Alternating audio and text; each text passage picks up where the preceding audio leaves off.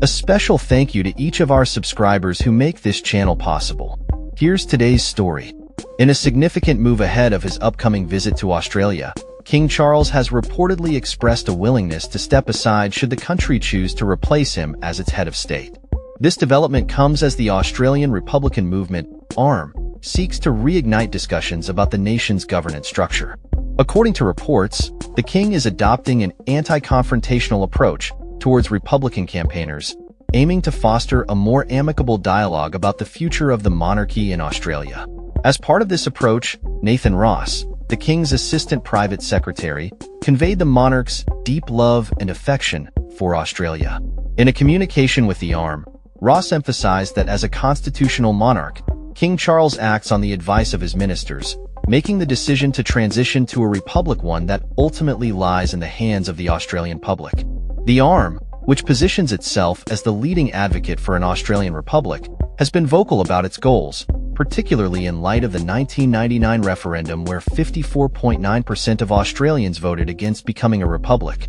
Prime Minister Anthony Albanese has previously stated that he believes Australia should have an Australian as its head of state. Yet he has indicated that pursuing a second referendum is not currently a priority. In a statement from Buckingham Palace, a spokesperson reiterated that, much like his mother, King Charles believes it is ultimately a matter for the Australian people to decide their governance. This sentiment was echoed by Graham Smith, head of the British campaign group Republic, who is currently in Australia to protest against the monarchy during the king's visit. Smith noted that the general reaction to the upcoming trip has been one of indifference and disinterest, suggesting that many Australians are largely unaware of the visit and its implications.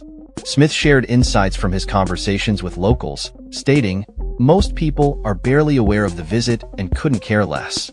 He aims to use this opportunity to promote the UK campaign for a republic and to question the rationale behind King Charles's visit, which he argues comes at a significant expense to both Australian and British taxpayers.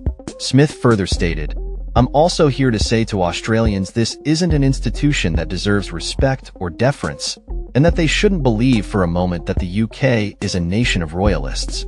This visit marks King Charles's most significant overseas tour since his cancer diagnosis and is particularly notable as it is his first official visit to Australia as its head of state.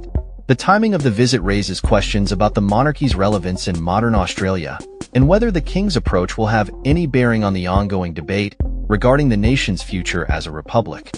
As the visit approaches, it remains to be seen how the Australian public will react and whether the discussions initiated by the ARM and other Republican advocates will gain traction in the political landscape.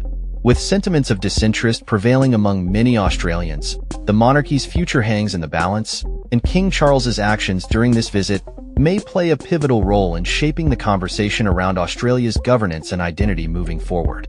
That's all for this story. We upload videos every day covering many different subjects, so hit that subscribe button to stay informed. Thanks for watching.